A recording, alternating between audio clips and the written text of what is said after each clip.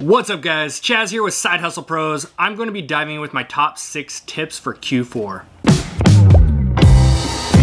Whether you're selling on Amazon FBA or eBay, these tips are going to be relevant to you. These tips are put together in no specific order. These are just going to be a few basic guidelines that we follow throughout Q4 that we've done for a few years now. So without further ado, cheers, let's dive in. Tip number 1, you need to practice some patience. This is the hardest one to grasp when you're dealing with extended shipping times, inventory takes longer to check in, you're questioning how come my shipments are taking 2 weeks. Tip number 1 is just practice patience, guys. You have to understand one thing about Q4. Your shipments are going to take longer for Amazon FBA to get there. And even when they get there, it's going to take longer for them to check in. You have to put yourself in the employee's shoes. You have an influx of hundreds of thousands of pieces of inventory per day flowing through that warehouse. So please save everyone the headache and do not go floating around the Facebook groups complaining about the shipping times. It's just part of the game. That's why you have to plan ahead for this stuff. So if you're not already, you need to be sending in your inventory right now at the time of this video. Between now, November 10th and December 15th,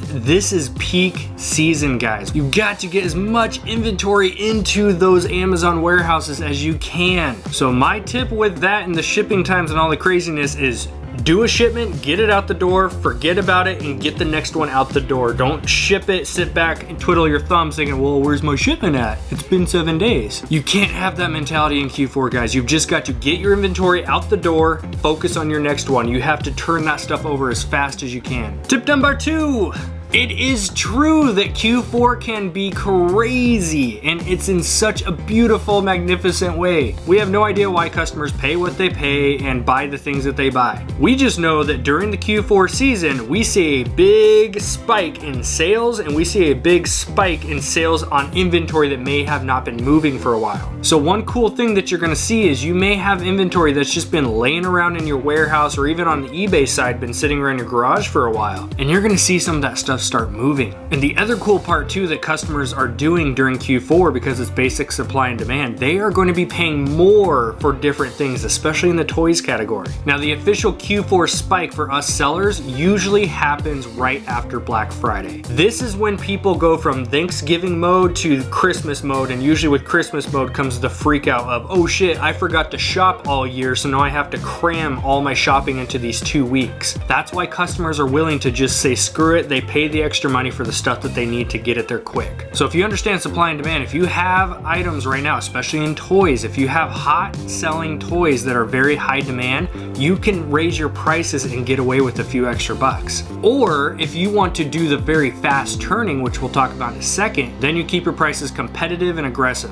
So with this increase in customer purchases throughout Q4, with that comes ranks. So when you are in store scanning stuff, this is the time to be a little bit more lenient on your ranks. So in Amazon world specifically, I'm talking about ranks here. If you are in the store scanning a toy that's ranked 100,000, some people won't even touch that. This is the time to do a few things. Number 1, look at the Keepa chart, look at the sales history, look at last Christmas and see if you saw a big spike in sales last Christmas. And you learn how to follow those trends and make better purchases. In our personal business, I've been doing a lot of test buying with a lot of very high ranked stuff. I've been buying stuff for grocery, for example, of over 200,000, and I'm seeing sales come from it. Q4 almost doesn't even make sense. You just have stuff that is going to sell. It doesn't matter really what the rank is. So you have to find that right balance. It's a fine line of taking a little bit of risk on higher ranked stuff because Q4 is going to drive more sales, but having a low enough sales rank on the history side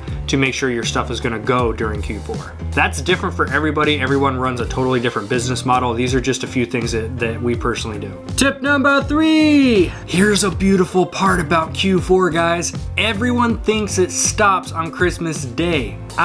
You have to think about how many millions of dollars are given away as gifts for Amazon gift cards. So January, believe it or not, can be just as profitable, if not more, than December. But with January, I will give you one tip. Think about how many people are ordering products off of Amazon as gifts for Christmas to friends and family. Maybe the friend or family member doesn't necessarily want that item, so they can return it. So customers have that 30-day window of returns, guys.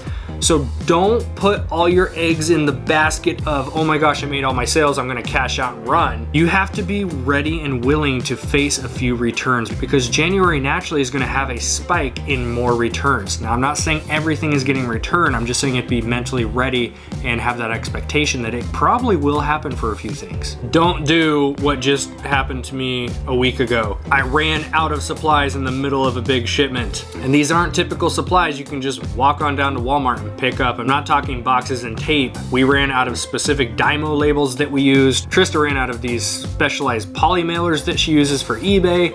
We just ran out of a bunch of stuff on the same day. So my fourth tip for you is very simple. Stock up on your supplies right now, so that if you do happen to find more inventory than you expected, you're able to handle that load and process and get it out the door. Tip number 5, maximize your cash flow. I've made so many mistakes over this last year, and one of the biggest ones was trying to hold out for the extra $5. Trying to purchase all the inventory I can and just sit on it to get the maximum return. This is before I truly understood the sheer power behind the phrase fast nickel versus the slow dime. So with Q4, guys, this is going to be the biggest spike in your sales that you will see all year. So you need to make sure you're able to spend as much as you can and turn your inventory very quickly so you can go buy more stuff and get it sent in. If you have $1,000 to spend throughout Q4 on inventory and you buy $1,000 worth of stuff right now and you send it into Amazon, you sit back and wait because you don't have any more money to put into more inventory. Here's what's gonna happen.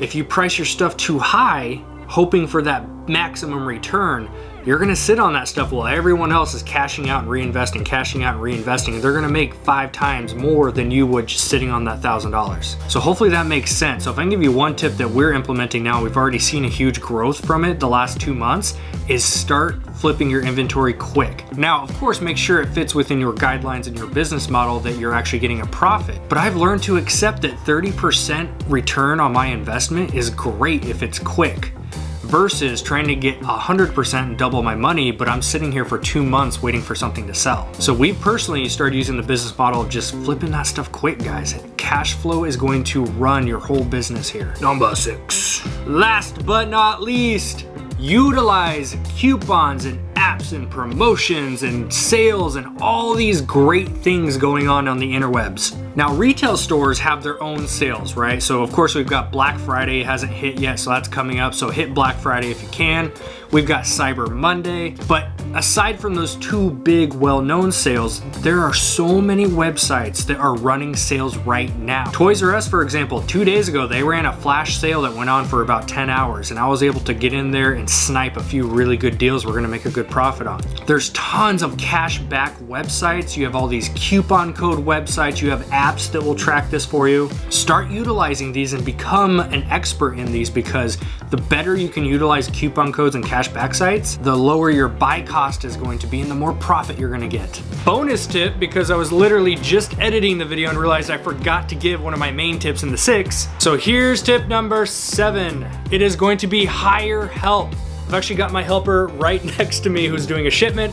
It has been an absolute blessing to have help.